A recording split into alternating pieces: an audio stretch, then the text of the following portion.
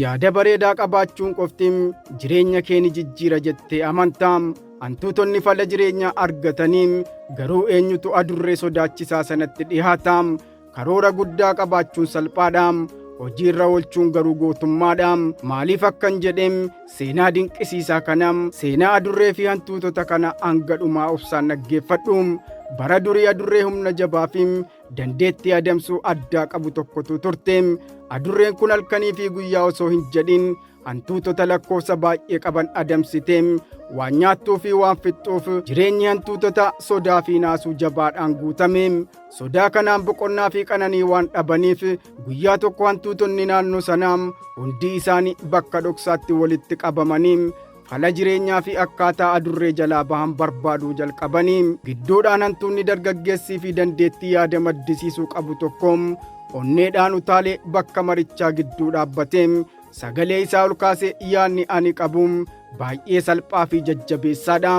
Yeroo adurreen sun dhufu dursinee fageenya irratti akka beeknuuf qalawwee sagalee mi'aawaa fi qillisa qabu morma isaatti ahiinu. Sagalee qillisaa kanaan fageenyaa sosocho'uu isaa dhageenye jalaa dhokanna jedhee yaada onnee nama hawwatu dhiheesse. Hantuutonni hundinuu gammachuu guddaadhaan utaalanii kun yaada dinqisiisaa fi gootummaadha jedhanii gammachuudhaan yaada sana simatanii. Bakki sun hundi shubbisaa fi ililcha babbareedoon guutame. Garuu goolabbii marichaa irratti hantuunni maanguddoon tokko suutaan ol ka'anii harka isaanii areeda isaanii irra naannessaa. Yaadni keessan onneen booji'a, baay'ees bareedaadha. Garuu gaafii tokkoon isiniif qaba. Gaafichis adurree ilkaan qaramaa fi qeensa sodaachisaa qabdu sanatti qalawwee sana morma irratti kan hidhu gootaa fi dhiira onnee sibiila qabu isa kam jedhanii gaafannaan bakki sun hundi callisummaadhaan guutame. Shubbisaa fi ililchaan jalqabaam akka waan mana boo'ichaatti jijjiirame.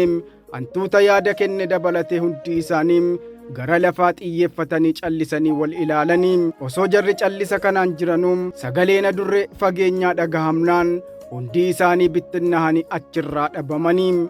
Ergaa fi xiinxalli viidiyoo kanaa karoora bareedaa miidhagaa fi guddaa waraqaa irratti baasuun qofti jireenya hin jijjiiru. Firiin isaa hojiirra ooluu danda'uu isaa qofaanii. Jijjiiramni onnee tarkaanfatuun dhufa. Yeroo baay'ee jijjiiramni dhugaa kan dhufu haasaa mi'aa fi bareedaa dubbachuu qofaan osoo hin taane nama waan sodaachisaa fi ulfaataa ta'e sanatti jalqaba irratti dhiyaatee tarkaanfii fidu argachuudha. Gaafii guddaa geengoo keenya hawaasni keenya bakka hojii fi biyya keenya keessatti namni yaada kennu baay'eedha. Garuu gaafiin inni guddaan qalawwee sana morma adurreetti kan hidhu eenyu kan jedhuudha. Kana jechuun ammoo yaada sana hojiitti kan jijjiiru eenyunni jechuudha. Gochatu haasaa caalaa. Yaada keessan naaf qooduu hin dagatinaa. An Abdussalaam Araarsaan ture. Nagaa naaf ta'aa.